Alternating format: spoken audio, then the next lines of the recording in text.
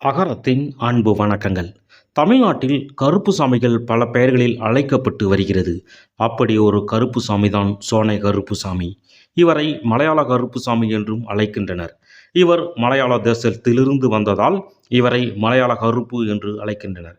இவர் முதலில் மலையாள நாட்டில் சோனை கருப்பு என்ற பெயரில் வணங்கப்பட்டு வந்தார். அங்கு இவரை வைத்து பரிபாலனம் செய்ய முடியாத மலையாள ராஜா ஒருவர் அவரை ஒரு பெட்டிக்குள் வைத்து ஆற்றில் வீசி எறிந்தார். இந்நிலையில் பொம்மையன் என்ற ஒரு பூசாரி ஆற்றில் குளிக்க செல்லும்போது ஒரு பெட்டி ஆற்றில் மிதந்து வந்ததை பார்த்தார். உடனே அந்த பெட்டியை ஆற்றிலிருந்து எடுத்து வந்து அருகில் உள்ள இலுப்பை மரத்தடியில் வைத்தார். இந்நிலையில் தினந்தோறும் அந்த பெட்டியிலிருந்து பசிக்கின்றது பசிக்கின்றது என்று ஒரு அசரீரின் ஒலி மட்டும் கேட்டது. உடனே பூசாரி அந்த அசரீரிடம் யார் நீ என்று வினவினார். அதற்கு அந்த அசரீரி, நான் சோனை கருப்புசாமி. நான் மலையாள தேசத்திலிருந்து வந்துள்ளேன். என்னை நீங்களும் உன்னை சார்ந்தவர்களும் இந்த ஊர் மக்களும் வழிபடுங்கள். நான் உங்களையும் உங்கள் ஊரையும் பாதுகாப்பேன் என்ற வாக்குறுதியை கொடுத்தது.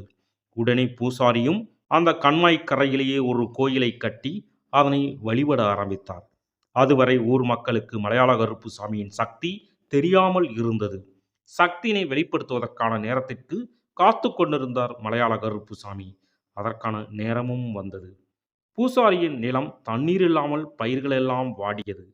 அதனை கண்ட கருப்புசாமி பக்கத்து ஊரான உச்சப்பட்டியின் கண்மாயிலிருந்து இரவோடு இரவாக வாய்க்காலை வெட்டி பூசாரியின் நிலத்திற்கு தண்ணீரை வாய்ச்சினார்.